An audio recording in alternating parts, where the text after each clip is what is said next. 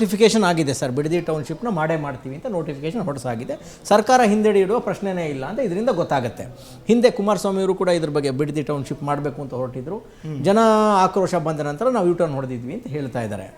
ಆಮೇಲೆ ಇಲ್ಲಿ ಪ್ರಶ್ನೆ ಏನು ಅಂತ ಹೇಳಿದ್ರೆ, ಬೆಂಗಳೂರು ಅನ್ನೋದು ಒಂದು ಏನು ಗೊತ್ತಾ, ಜಾಗ ಇಲ್ಲದ ಇಕ್ಕಟ್ಟಿನ ಒಂದು ಜಾಗವಾಗಿ ಪರಿಣಮಿಸಿದೆ. ಆಮೇಲೆ ಇಲ್ಲಿ ಟೌನ್ ಪ್ಲಾನಿಂಗ್ ಎಷ್ಟು ಕೆಟ್ಟದಾಗಿದೆ ಅಂತ ಹೇಳಿದ್ರೆ, ಕರೆಕ್ಟಾಗಿ ಟೌನ್ ಪ್ಲಾನಿಂಗ್ ನಾರ್ಮ್ಸ್ನ ಹಿಡಿದು ಕೆಲಸ ಮಾಡಿದ್ರೆ, ಆ್ಯಕ್ಷನ್ ಮಾಡಿದ್ರೆ ಇಡೀ ಬೆಂಗಳೂರನ್ನ ಬುಲ್ಡೋಸ್ ಮಾಡಬೇಕಾದ ಪರಿಸ್ಥಿತಿ ಇದೆ.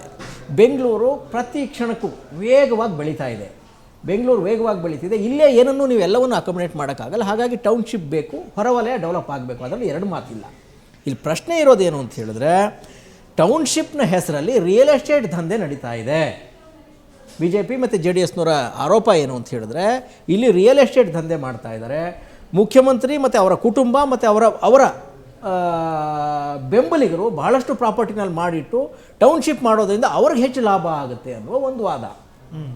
ರೈತರ ವಾದ ಏನು ಅಂತ ಹೇಳಿದ್ರೆ, ಅಲ್ಲಿ ಫಲವತ್ತಾದ ಜಮೀನಿದೆ, ಅದು ರಿಯಲ್ ಎಸ್ಟೇಟ್ ಮಾಫಿಯಾ ಕೊಟ್ಟು ನಾವೆಲ್ಲಿಗೆ ಹೋಗಬೇಕು ಅಂತಕ್ಕಂಥದ್ದು ರೈತರ ವಾದ. ಮತ್ತೊಂದು ಕಡೆ ಕೆಲವು ಈ ರಿಯಲ್ ಎಸ್ಟೇಟ್ ಏಜೆಂಟ್ಗಳು ಅಲ್ಲಿನ DC ಮೇಲೇ ಭಾಳ ದೊಡ್ಡ ಒಂದು ಕಂಪ್ಲೇಂಟ್ ಹೋಗಿತ್ತು. ಅಲ್ಲಿನ DCನೇ ಖುದ್ದು ತಮ್ಮ ಆಪ್ತರ ಮೂಲಕ ರಿಯಲ್ ಎಸ್ಟೇಟ್ ದಂಧೆ ಮಾಡ್ತಾ ಇದ್ದಾರೆ ಅಂತಕ್ಕಂಥ ಒಂದಿದು. ಸರ್, ಬೆಂಗಳೂರು ಬೆಳಿಬೇಕು ಅಂತ ಹೇಳಿದ್ರೆ ರಿಯಲ್ ಎಸ್ಟೇಟ್ ಬೆಳಿಬೇಕು, ಆಮೇಲೆ ಅಕ್ಕಪಕ್ಕ ವಿಸ್ತರಿಸಬೇಕು. ಮೂಲಸೌಕರ್ಯಗಳು ಇಲ್ಲಿಲ್ಲ. ಹಾಗಾಗಿ ಒಂದಷ್ಟಾದರೂ ಒತ್ತಡ ಬೆಂಗಳೂರು ಮೇಲೆ ಕಡಿಮೆ ಆಗುತ್ತೆ, ಇದು ನಿಜ. ಆದರೆ ಅದರ ಹೆಸರಲ್ಲಿ ರೈತರನ್ನು ಒಕ್ಕಲೆಬ್ಬಿಸೋದನ್ನು, ರಿಯಲ್ ಎಸ್ಟೇಟ್ ದಂಧೆ ಮಾಡೋದನ್ನು, ರೈತರ ಭೂಮಿಯನ್ನು ಸರ್ಕಾರ ಬಲವಂತವಾಗಿ ವಶಪಡಿಸಿಕೊಂಡು ಅದರ ಹೆಸರಲ್ಲಿ ವ್ಯವಹಾರಸ್ಥರುಗಳಿಗೆ ಲಾಭ ಮಾಡಿಕೊಡುವ ಪ್ರಕ್ರಿಯೆ ಇದು ಖಂಡನೀಯ. ಇದನ್ನು DK ಶಿವಕುಮಾರ್ ಅವರು ಸದ್ಯ ಈ ಗೌರ್ಮೆಂಟು ಪ್ರಿಯಾಂಕ್ ಖರ್ಗೆ ಹೇಳ್ತಾರೆ, ಆಯಿತು ನೀವು ಕೋರ್ಟ್ಗೆ ಹೋಗಿ. ಹಂಗಲ್ಲ, that is not the tone. ಮುಖ್ಯಮಂತ್ರಿಗಳು ನೀನು ನನ್ನ ಕೊಳಪಟ್ಟಿ ಹೊಡೆದ್ರೂ ಪರವಾಗಿಲ್ಲ, ನಾವು ಮಾಡ್ತೀವಿ, ಇದಲ್ಲ. ಬೇಕಾದರೆ ಒಂದು ಕಮಿಟಿ ರಚನೆ ಮಾಡ್ತೀರಾ ನೋಡಿ. ಯಾವ ಜಮೀನನ್ನು ಡಿನೋಟಿಫಿಕೇಷನ್ನು ಹಗರಣ ನಡೀತಾ ಹೋಗುತ್ತೆ ಸರ್. ಒಂದು ಸತಿ ಅಕ್ವಿಜಿಷನ್ ಮಾಡ್ತಾರೆ, ದುಡ್ಡಿದ್ದು ಹೋಗಿ ದುಡ್ಡು ಕೊಟ್ಟು ತನ್ನ ಜಮೀನನ್ನು ಬಿಡಿಸ್ಕೊತಾನೆ. ಅಮಾಯಕರು ರಿಯಲ್ ಎಸ್ಟೇಟ್ ಇವ್ರಿಗೆ ಬಲಿ ಆಗ್ತಾರೆ.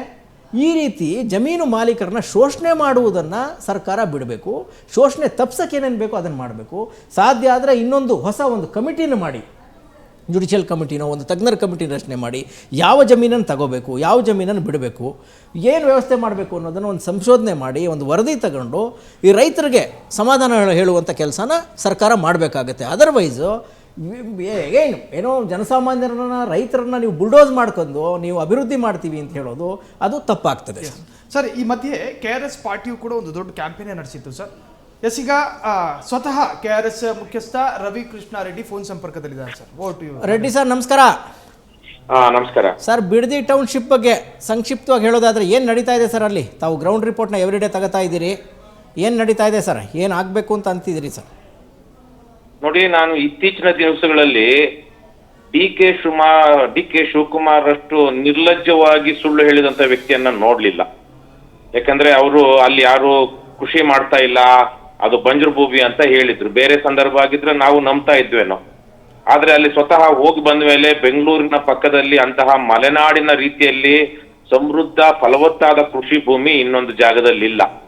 ಅಲ್ಲಿ ಸುಮಾರು 7,500 ಎಕರೆ, ಅಂದರೆ ಲಾಲ್ಬಾಗಿನ ಅಷ್ಟು ವಿಶಾಲವಾದ ಲಾಲ್ಬಾಗಿನ 30ರಷ್ಟು ವಿಶಾಲವಾದ ಜಾಗವನ್ನ, ಆ ಕೃಷಿ ಭೂಮಿಯನ್ನ, ಬೆಟ್ಟ ಗುಡ್ಡ, ಸಣ್ಣ ಪುಟ್ಟ ಹೊಳೆಗಳು, ವೃಷಭಾವತಿ ಮತ್ತು ಸುವರ್ಣಮುಖಿ ಇರುವಂತಹ ಹೊಳೆಗಳು ಹರಿಯುವಂತಹ ಜಾಗವನ್ನ ಇವರು ನೆಲಸಮ ಮಾಡಿ ಲಕ್ಷಾಂತರ ತೆಂಗಿನ ಮರಗಳು, ಅಡಿಕೆ ಮರಗಳು, ಹಲಸಿನ ಮರಗಳು, ಮಾವಿನ ಮರಗಳನ್ನ ಮಾರಣ ಹೋಮ ಮಾಡಿ ಯಾವ ಪುರುಷಾರ್ಥ ಸಾಧನೆಗೆ ಧರ್ಮ, ಅರ್ಥ, ಕಾಮ, ಮೋಕ್ಷ ಅಂತೇನಿದೆ, ಇದರಲ್ಲಿ ಸ್ವಲ್ಪ ಅರ್ಥ ಇರಬಹುದೇನೋ, ಆದ್ರೆ ಅದರಲ್ಲಿ ಧರ್ಮವೂ ಇಲ್ಲ, ಮೋಕ್ಷವೂ ಇಲ್ಲ, ಇನ್ನು ಯಾವ ತರಹದ ಕಾಮ ಇದೆಯೋ ಗೊತ್ತಿಲ್ಲ. ಇಂತಹ ಏನು ಮನುಷ್ಯಾರ್ಥ ಅಥವಾ ಪುರುಷಾರ್ಥದ ಸಾಧನೆಗೆ ಇವರು ಇದನ್ನು ಮಾಡ್ತಾ ಇದ್ರು ನನಗೆ ಗೊತ್ತಿಲ್ಲ.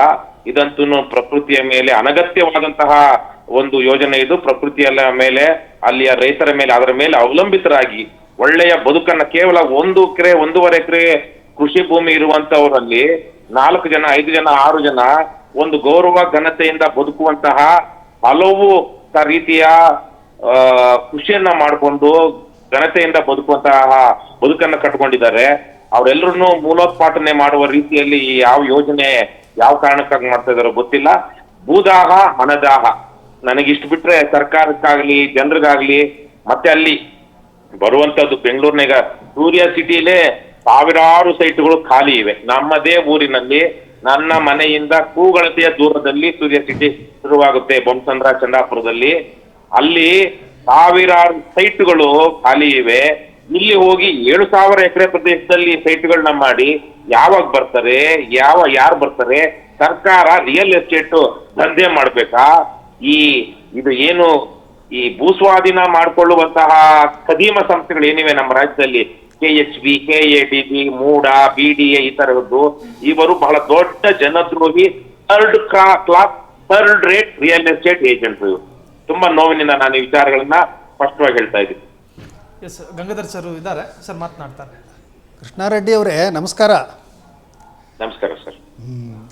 ಅದೇ ಈಗ ಇದು ಇನ್ನೊಂದು ನೈಸ್ ಕಾರಿಡಾರ್ ಒಂದು ಇದಾಯ್ತಲ್ಲ ಯೋಜನೆ, ಅದೇ ಥರ ಆಗ್ಲಿಕ್ಕೆ ಹೊರಟಿದೇನಾ ಅಂತ?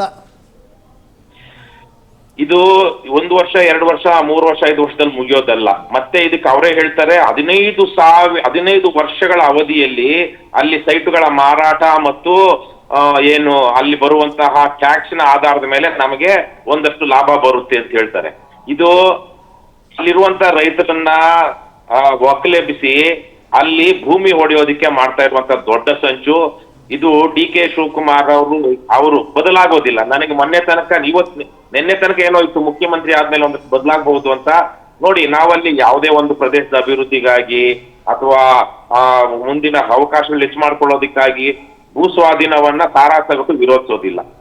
ಆದ್ರೆ ಇಲ್ಲಿ 7,500 ಎಕರೆ ಪ್ರದೇಶದ ವಿಸ್ತೀರ್ಣದ ಪ್ರದೇಶವನ್ನ ಇವರು ಭೂಸ್ವಾಧೀನ ಮಾಡ್ತಿರುವಂತಹದ್ದು ನಿಜಕ್ಕೂ ಅಪಾಯಕಾರಿ, ಅನವಶ್ಯಕ. ಅಲ್ಲಿ ನಿಜಕ್ಕೂ ಲೇಔಟ್ ಮಾಡಬೇಕು ಅಂದ್ರೆ 100 ಎಕರೆ 200 ಎಕರೆ 300 ಎಕರೆ ಈ ತರಕ್ಕೆ ಕೆಲವೊಂದು ತಪ್ಪಲುಗಳಲ್ಲಿರುವಂತಹದ್ದು, ಬಂಜರು ಇದ್ರೆ ಬಂಜರು ಅಥವಾ ಸರ್ಕಾರಿ ಗೋಮಾಳಗಳು ಇದ್ರೆ ಅದನ್ನು ಸುತ್ತಮುತ್ತ ಸರ್ಕಾರಿ ಗೋಮಾಳ ಇರುವಂತಹ ಪ್ರದೇಶದ ಸುತ್ತಮುತ್ತ ಇರುವಂತಹ ಸಣ್ಣ ರೈತರಿಂದ ಕೊಂಡುಕೊಂಡು ಇವರು ಒಳ್ಳೆಯ ಒಂದು 10 ಲೇಔಟ್ಗಳನ್ನ 100-200 ಎಕರೆ ಅಂದ್ರೆ ಲಾಲ್ಬಾಗ್ನಷ್ಟು ಬೆಂಗಳೂರಿನ ಯಾವುದೇ ಒಂದು ವಾರ್ಡ್ನಷ್ಟು ವಿಶಾಲವಾದಂತಹ ಲೇಔಟ್. ಬೆಂಗಳೂರಿನ ಲಾಲ್ಬಾಗ್ನಷ್ಟು 220 ಎಕರೆ ಅಂದ್ರೆ ಬೆಂಗಳೂರಿನ ಲಾಲ್ಬಾಗ್ನಷ್ಟು ಆ ತರದ್ದನ್ನ 5-10 ಲೇಔಟ್ಗಳನ್ನ ಮಾಡ್ಲಿ. ಅದ್ರ ಬದಲು 7,500 ತಗೊಂಡು 9 ಹಳ್ಳಿಗಳ ವ್ಯಾಪ್ತಿಯಲ್ಲಿ ಮಾಡುವಂತಹದ್ದು ಇದು ಬಹಳ ಬೇಗನೂ ಆಗೋದಿಲ್ಲ, ನಮ್ಮ ತಲೆಮಾರಿನಲ್ಲಾಗಲ್ಲ. ಆದ್ರೆ ಕೃಷ್ಣಾರೆಡ್ಡಿ ಅವರೇ ಭೂಸ್ವಾಧೀನ ಮಾಡಿಕೊಂಡ ತಕ್ಷಣಕ್ಕೆ ರೈತರು ಅಲ್ಲಿ ಉಳುಮೆ ಮಾಡುವ ಹಕ್ಕುಗಳನ್ನ ಕಳ್ಕೊಳ್ತಾರೆ. ಅಲ್ಲಿ 4-5 ಸಾವಿರ ಕೋಟಿ ರೂಪಾಯಿ ಖರ್ಚು ಮಾಡಿ JCBಗಳನ್ನ ತಂದು ಇರುವಂತಹ ಮರಗಳನ್ನ ಡೆಮಾಲಿಷ್ ಮಾಡ್ತಾರೆ. ಅಲ್ಲ ಕೃಷ್ಣಾರೆಡ್ಡಿ ಅವರೇ, ಇದನ್ನ ಯಾಕೆ ಯಾವ ಉದ್ದೇಶದಿಂದ ಮಾಡ್ತಾ ಇದ್ದಾರೆ? ಹಣ ಸರ್, ಬೇರೆ ಏನಿದೆ? ಮತ್ತೆ ಅದು ಅಲ್ಲಿ ಏನಪ್ಪಾ ಅಂದ್ರೆ ಡಿಮ್ಯಾಂಡ್ ಬರೋದಿಲ್ಲ, ಬೇರೆ ಬೇರೆ ಕಡೆಗೆಲ್ಲ ಏನಪ್ಪಾ ಅಂದ್ರೆ ಖಾಲಿ ಬಿದ್ದಿದ್ದಾವ ಸೈಟ್ಗಳು ಅಂತ ಹೇಳ್ತಾ ಇದ್ದಾರೆ. ಹೌದು. ಮತ್ತೆ ಇಲ್ಲಿ ಮಾಡಿದ್ರಪ್ಪ ಅಂದ್ರೆ ಹಣ ಬಂದ್ಬಿಡುತ್ತಾ? ನೀವು ತಪ್ಪು ತಿಳ್ಕೊಂಡಿದ್ದು. ಸರಿ, ನಾನು ಹೇಳಿದ ಅರ್ಥ ಆಗಿಲ್ಲ ಅನ್ಸುತ್ತೆ. ಸರ್ಕಾರಕ್ಕೆ ಹಣ ಬರೋದಿಲ್ಲ, ಆದರೆ 22,000 ಅದು ಸುಮಾರು 18,000 ಕೋಟಿ ಇವಾಗ ಡೆವಲಪ್ಮೆಂಟ್ ಚಾರ್ಜಸ್ ಆಗುತ್ತೆ. 6,000-7,000 ಕೋಟಿ ರೂಪಾಯಿ ಅಲ್ಲಿ ನೆಲಸಮ ಮಾಡೋದಿಕ್ಕೆ, JCB ಕೆಲಸ ಮಾಡೋದಿಕ್ಕೆ, ರಸ್ತೆಗಳು ಮಾಡೋದಿಕ್ಕೆ, ಚರಂಡಿ ಮಾಡೋದಿಕ್ಕೆ ನೀವು ಆ ಪ್ರಾಜೆಕ್ಟ್ ರಿಪೋರ್ಟ್ ನೋಡಿದಾಗ ಸುಮಾರು 6,000 ಕೋಟಿ ರೂಪಾಯಿಗಳು ಅದಕ್ಕೆ ಖರ್ಚು ಮಾಡಲಾಗುತ್ತೆ. ಅದೇ ತರಕ್ಕೆ ಕೇವಲ 50% ಜನ ಮಾತ್ರ ರೈತರು ನಮಗೆ ಸಂಪೂರ್ಣವಾಗಿ ಪರಿಹಾರ ಕೊಡಿ ಅಂತ ಹೇಳ್ತಾರೆ. ಇನ್ನೊಂದು 50% ಜನರು ನಮಗೆ ಪರ್ಸೆಂಟೇಜ್ ಇಷ್ಟು 60-40 ನಲ್ಲೋ ಅಥವಾ ಯಾವ್ದ್ರಲ್ಲೋ ನಮ್ಗೆ ಸೈಟ್ಗಳನ್ನ ಕೊಡಿ, ನಮ್ಗೆ ಪರಿಹಾರ ಬೇಡ ಅಂತ ಹೇಳ್ತಾರೆ. ಅಂತ ಹೇಳಿ ಇವರು ಆ 50%ಗೆನೆ 6,000 ಕೋಟಿ ರೂಪಾಯಿ ಪರಿಹಾರ ಧನ ಕೊಡಬೇಕು ಅಂತ ಹೇಳ್ತಾ ಇದ್ದಾರೆ. ಪರಿಹಾರ ಧನ ಕೊಡೋದ್ರಲ್ಲೂ ನಾನು ಆಗ್ಲೇ ಹೇಳಿದಂತೆ ಈ ಥರ್ಡ್ ರೇಟ್ ಏನು ರಿಯಲ್ ಎಸ್ಟೇಟ್ ಸರ್ಕಾರಿ ಸಂಸ್ಥೆಗಳಿವೆ, ಅಲ್ಲಿರುವಂತಹ ಬ್ರಹ್ಮಾಂಡ ಭ್ರಷ್ಟಾಚಾರದಿಂದಾಗಿ ಸಾವಿರಾರು ಕೋಟಿ ರೂಪಾಯಿ ಕೈ ಅದಲು ಬದಲು ಆಗುತ್ತೆ. ಮತ್ತೆ ಅಲ್ಲಿ ಇವರಿಗೆ ಬೇಕಾದಂತವ್ರಿಗೇನೆ ಕೆಲವೊಂದು ಪ್ರೈಮ್ ಜಾಗಗಳನ್ನ ಅಲಾಟ್ ಮಾಡೋದ್ರಲ್ಲಿ 1 ಕೋಟಿ ರೂಪಾಯಿ ಬೆಲೆ ಬಾಳುವ ಸೈಟನ್ನ 5 ಲಕ್ಷ 10 ಲಕ್ಷಕ್ಕೆ ಈ ಪರಮ ನೀಚ ನಮ್ಮ ಮುಖ್ಯಮಂತ್ರಿಗಳು ಅನೇಕರು ಡಿಸ್ಕ್ರಿಷನರಿ ಪವರ್ ಅಲ್ಲಿ BDA ಸೈಟ್ಗಳನ್ನ ಏನು 5 ಕೋಟಿ 10 ಕೋಟಿ ಬೆಲೆ ಬಾಳುವ ಸೈಟ್ಗಳನ್ನ 20 ಲಕ್ಷ 30 ಲಕ್ಷಕ್ಕೆ ಅನೇಕ MLAಗಳಿಗೆ MP ಗಳು ಕೊಡ್ಲಿಲ್ವಾ, ದಾನ ಕೊಡ್ಲಿಲ್ವಾ? ಅವರ ಪ್ರಿಯರಿಗೆ ಪ್ರಿಯತಮರಿಗೆ ಎಲ್ಲ ದಾನ ಕೊಟ್ಟಿರುವಂತಹ ಉದಾಹರಣೆಗಳು ನಮ್ಮ ರಾಜ್ಯದಲ್ಲಿ ಇದೆ. ಅದೇ ತರಕ್ಕೆ ಇಲ್ಲಿ ಪ್ರೈಮ್ ಲೊಕ್ಯಾಲಿಟಿ ಇರುವಂತಹ ಜಾಗಗಳನ್ನ ತಮಗೆ ಬೇಕಾದವರಿಗೆ 6 ಕಾಸಿಗೆ 3 ಕಾಸಿಗೆ ಅಲಾಟ್ ಮಾಡೋದ್ರಲ್ಲಿ ದುಡ್ಡಿದೆ. ಮೊದಲಿಂದ ಸ್ವಾಧೀನದಲ್ಲಿ ದುಡ್ಡಿದೆ, ಆಮೇಲೆ ಅದರಲ್ಲಿ ಆ ಮರ ಗಿಡಗಳನ್ನ ಕಡಿಯೋದ್ರಿಂದ ಅದ್ರಲ್ಲಿ ದುಡ್ಡಿದೆ, ಅಲ್ಲಿ ನೆಲ ಸಮತಟ್ಟು ಮಾಡೋದ್ರಲ್ಲಿ ದುಡ್ಡಿದೆ, ರಸ್ತೆ ನಿರ್ಮಾಣ ಮಾಡೋದ್ರಲ್ಲಿ ದುಡ್ಡಿದೆ, ಚರಂಡಿ ನಿರ್ಮಾಣ ಮಾಡೋದ್ರಲ್ಲಿ ದುಡ್ಡಿದೆ, ಮತ್ತೆ ಅಲಾಟ್ ಮಾಡೋದ್ರಲ್ಲಿ ದುಡ್ಡಿದೆ.